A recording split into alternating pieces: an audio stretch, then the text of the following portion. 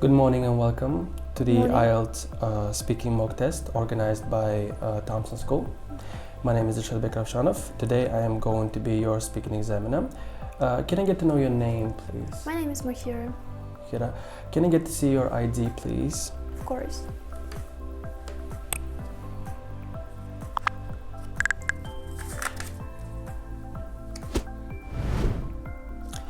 Thank you. Now, Mohira, we're going to have a 15-minute conversation in which we'll have questions on part 1, part 2, and part 3. We're going to start with part 1, in which I'm going to ask you a few questions about yourself and a few questions about accommodation and pets over here.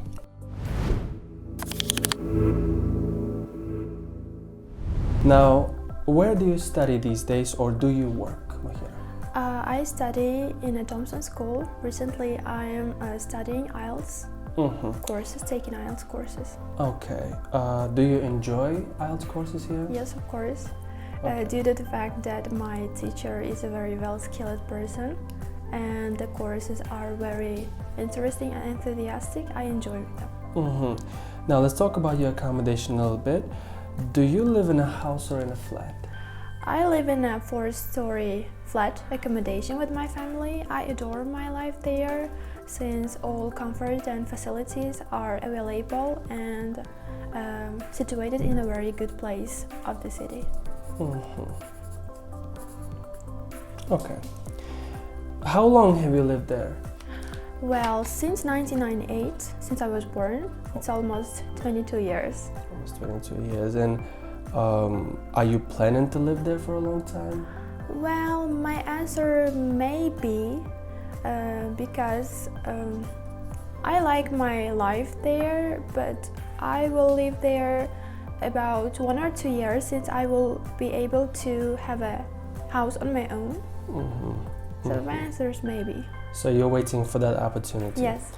Okay, and what is your favorite room in the place where you're living in right now? Yeah, it's definitely my bedroom. It's a personal space where I can do whatever I want, whenever I want, without getting interrupted or getting scolded by my mom. And I tend to lock myself in my bedroom and concentrate on my study or my homeworks. Nice. Thank you. Let's move on to other questions about pets now. Do you have any pets, Mohira? Yes, definitely I have. I am a big animal lover. I have a dog and 3 breeds of pure cats, which one Siamese, one Siberian, and one mixed one inbreed cat. Wow, so you have 1 dog and 3 cats? Yes. Okay.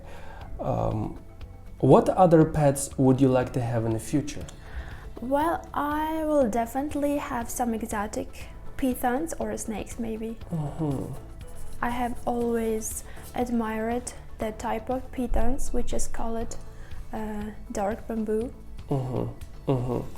And then are there any animals you wouldn't want to have as pets in your house?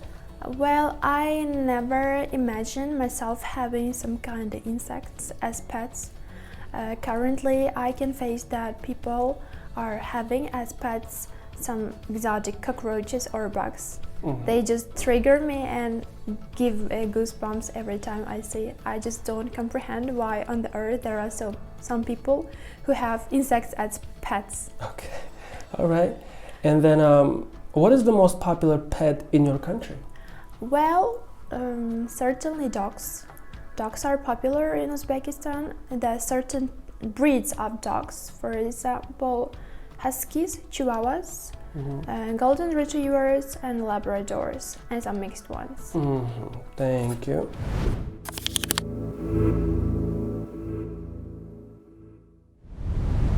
Now we're going to move on to the second part, in which I'm going to give you a cue card, and you will have a minute to prepare. Here's the cue card. This cue card is about a wild animal that lives in your country. You have a minute to prepare.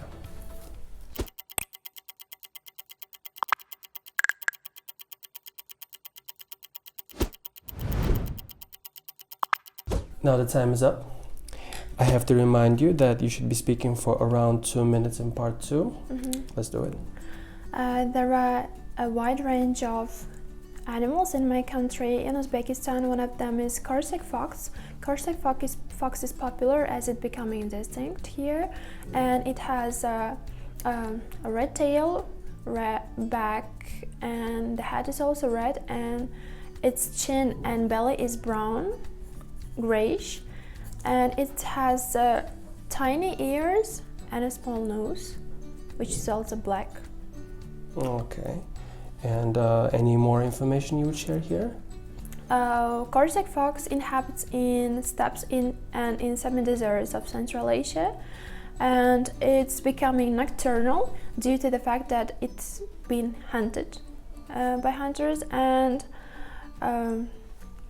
it's more active in a day and live with its inhabitants also in the steppes. Now we're going to move on to the third part, in which we will continue talking about animals. And the first question here is, do you think being cruel to an animal is the same as being cruel to a human being?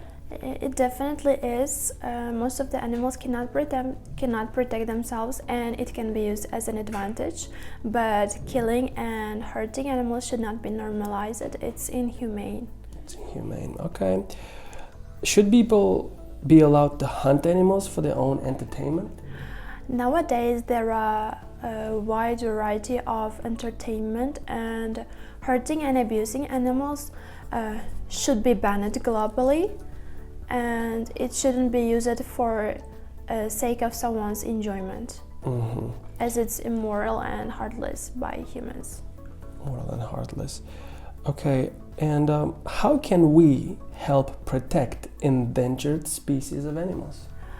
Well, protection of animals is a bit challenging. It's a bit challenging question. It demands a huge financial resource and also commitment. But one of the ways to protect them is donating and also volunteering in charities or animal shelters where animals are threatened or damaged by humans. Is it fair to make pets out of wild animals? Well, that's an interesting question. I've never thought about it.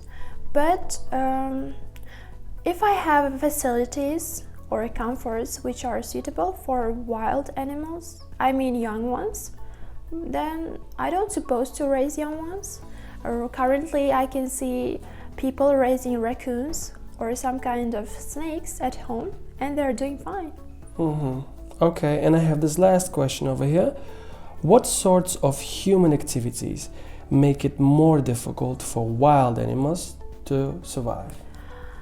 Well, according to World Wildlife Fund, the major reasons of this problem, raising tendency, is deforestation, farming and hunting animals, and also some reason which caused troubles such as climate change was also human actions, which is threatening animals nowadays. And as an example, we can see Great Fire occurred in Australia in 2020, where millions of exotic and also birds were disseminated, and including pandas and kangaroos, quokkas, and etc.